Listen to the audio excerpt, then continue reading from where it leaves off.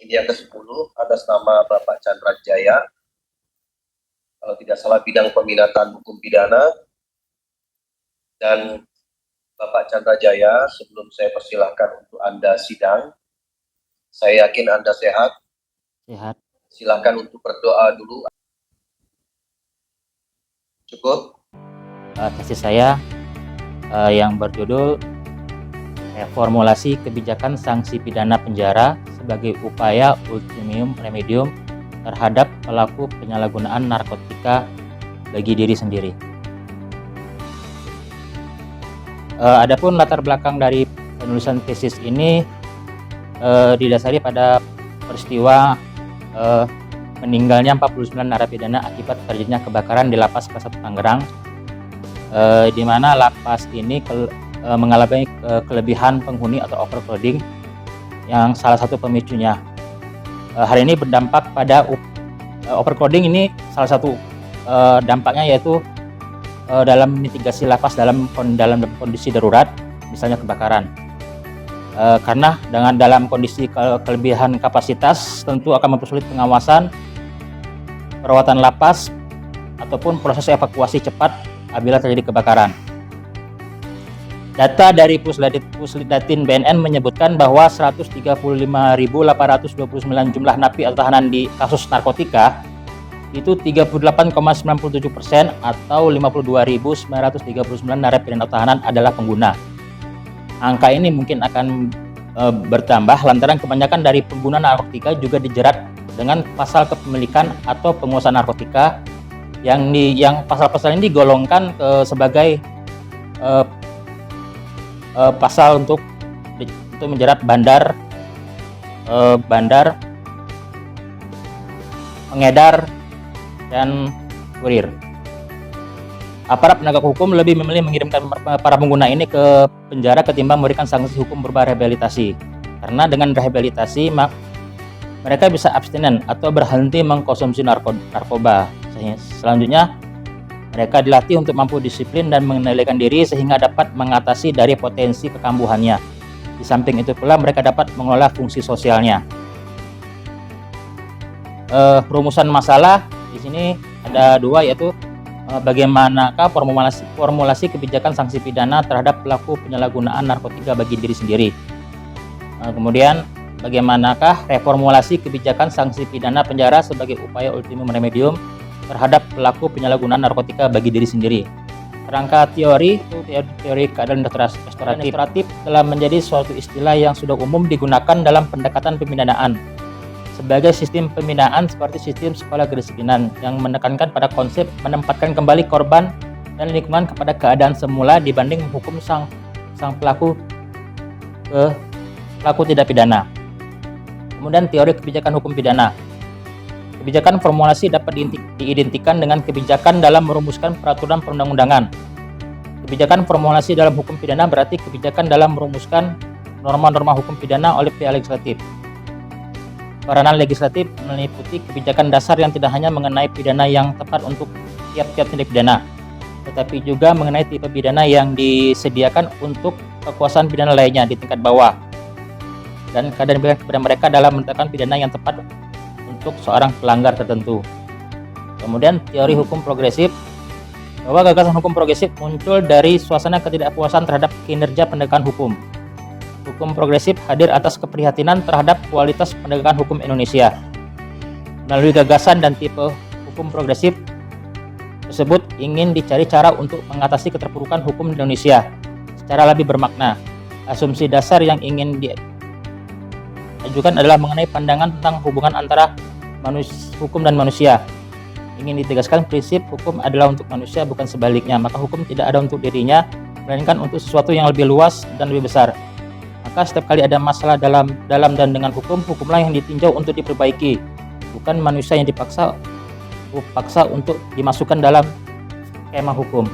Kesimpulannya adalah adanya ketidakjelasan pengertian dan status antara pecandu, penyalahguna, dan korban penyalahgunaan narkotika, sehingga menyebabkan pengaturan lainnya menjadi bias dan simpang siur dalam praktiknya. Reformasi kebijakan sanksi pidana penjara sebagai upaya ultimum remedium sebagai pilihan atau alat terakhir dalam hukum pidana terhadap pelaku penyalahgunaan narkotika bagi diri sendiri. yaitu dengan merubah, menambahkan, dan menghapus beberapa pasal dalam Undang-Undang Narkotika.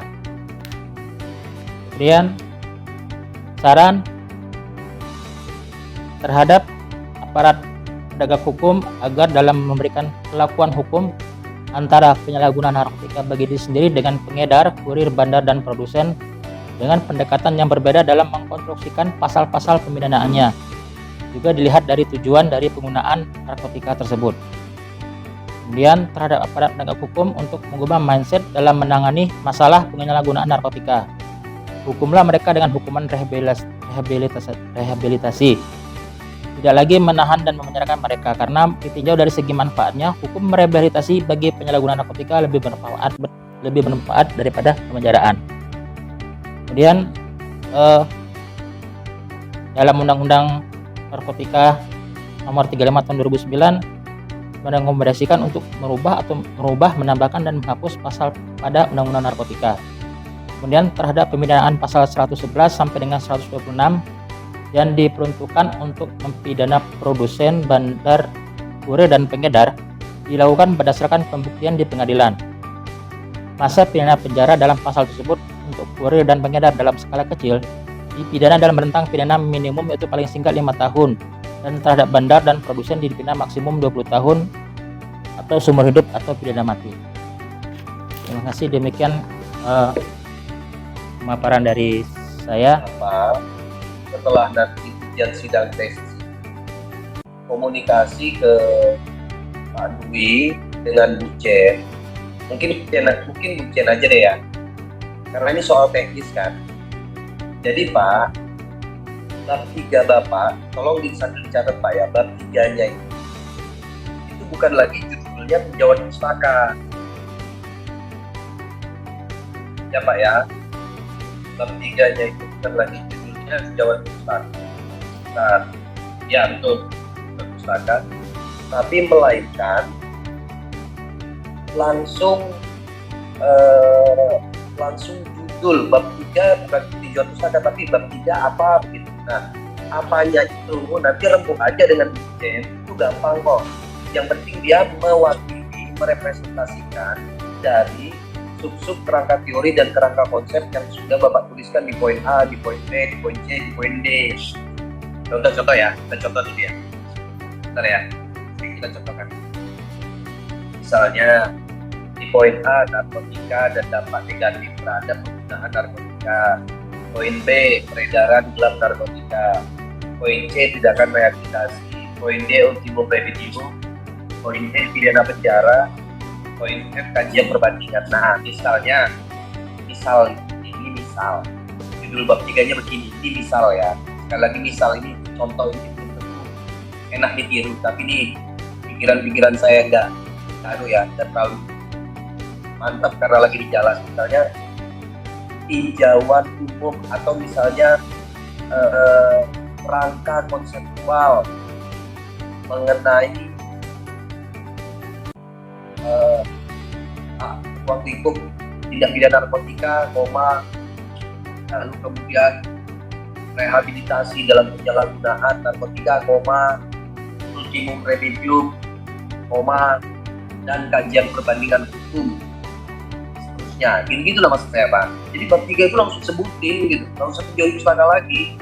Bapak silakan aja baca di pedoman tesis. Dia harus sudah menyebutkan mendeklarasikan judulnya apa. Bahwa bab 3 itu tinjauan pustaka, iya, tapi bukan judul tinjauan pustaka. Bab 3 itu bukan kemudian judulnya tinjauan pustaka. Itu satu.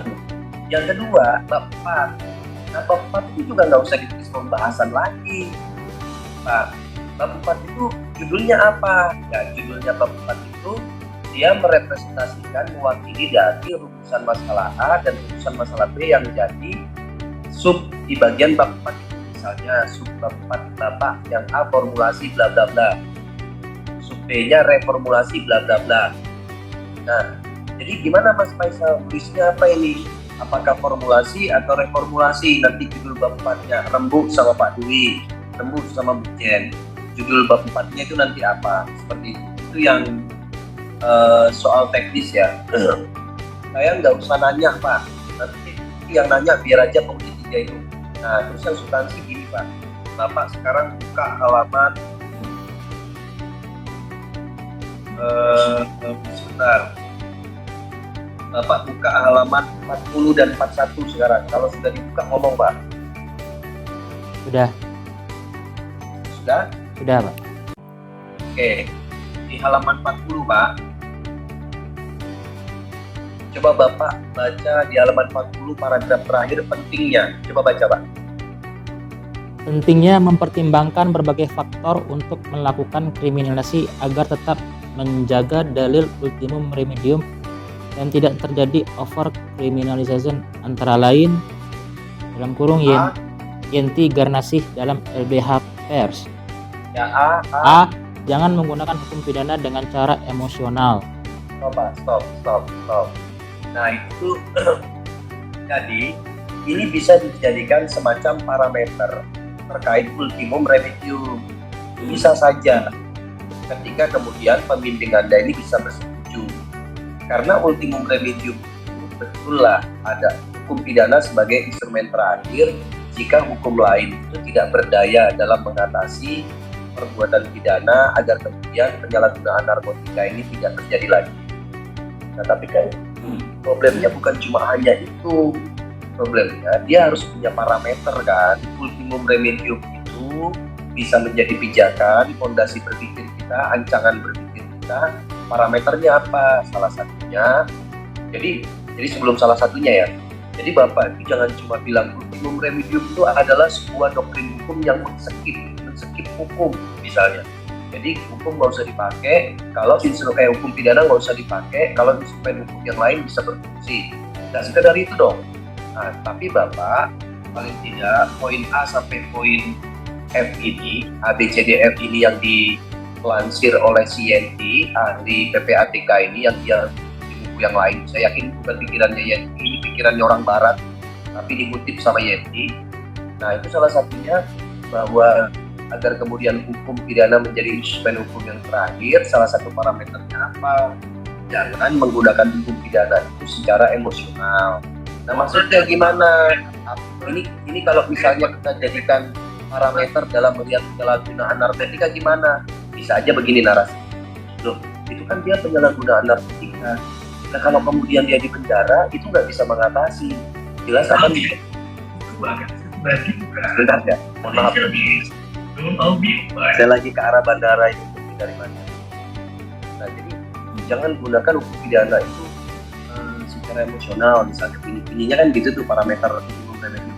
Nah, bisa aja narasinya gitu. Ya udah, kalau orang penyalahgunaan narkotika itu di penjara, itu kan nggak bisa kemudian menyembuhkan dia secara mental, secara kesehatan, secara pikiran. Malah kalau di penjara bisa kampuh tuh.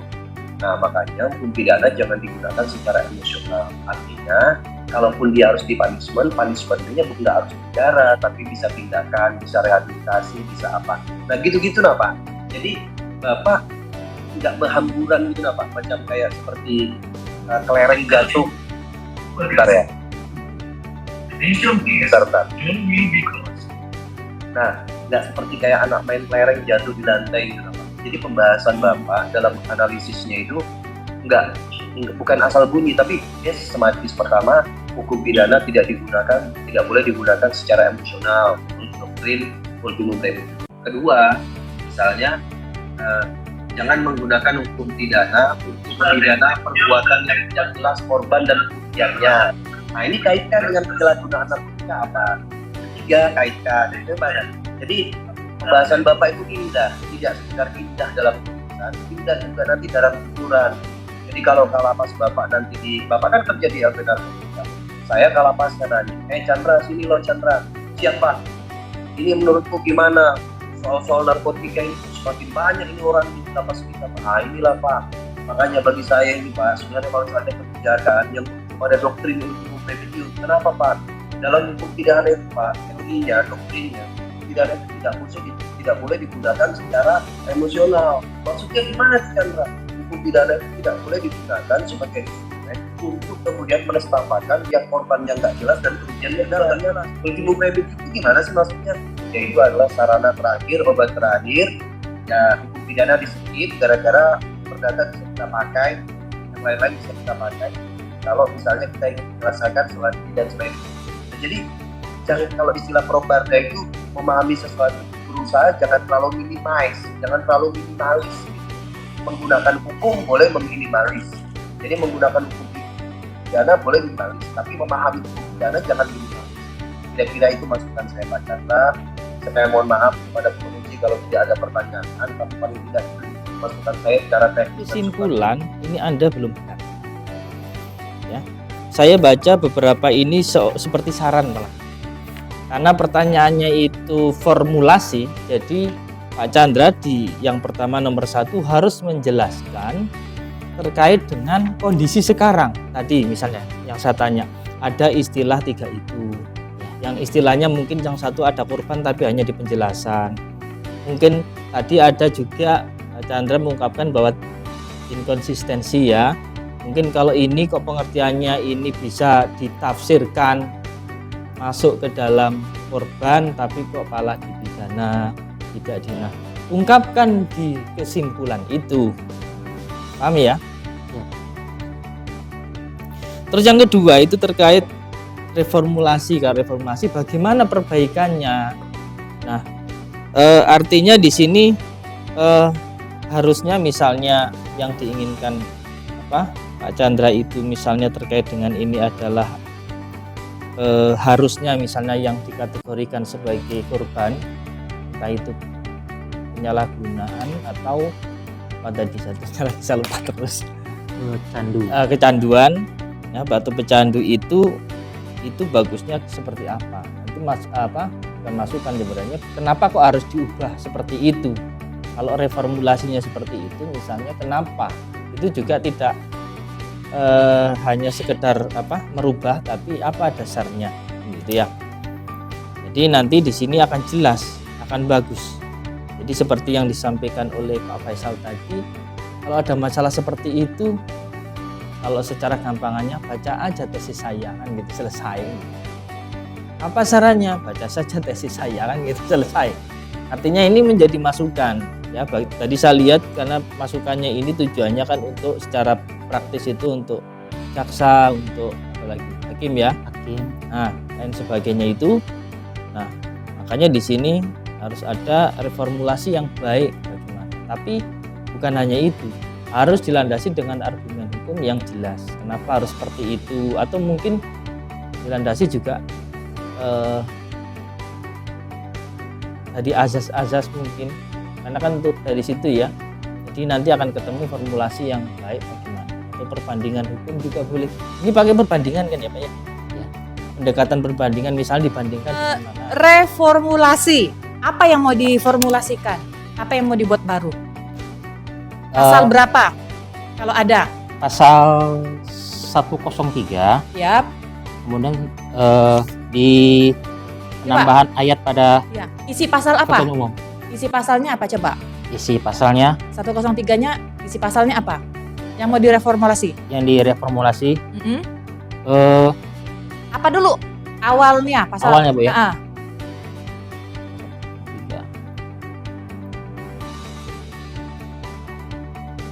Hakim yang memeriksa perkara pecandu narkotika ya. dapat A. memutus untuk memerintahkan yang bersangkutan menjalani pengobatan dan atau perawatan melalui rehabilitasi Ya. jika pecandu narkotika tersebut terbukti bersalah melakukan tindak pidana narkotika. Oke. Yang A. A. B-nya? Yang B-nya Kayaknya nggak ada B ya.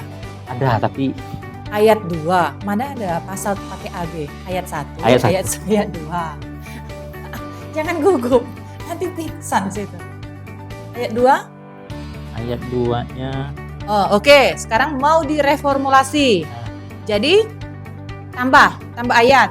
enggak yang Mau direformulasi Ayat ayat satunya. 1 itu. ayat satunya Oke, menjadi pada frase pecandu itu diganti dengan frase penyalahgunaan narkotika bagi diri sendiri. penyalahguna bagi diri sendiri. Dan kata dapat diganti dengan kata wajib. Oke. Nah, itu ditekankan. Ya, nanti dibuat Saya dalam mewakili ketua majelis ya untuk mengumumkan hasil dari kajian. Jadi Pak Chandra untuk ujian tes kali ini dinyatakan lulus ya. Alhamdulillah. Makasih Pak.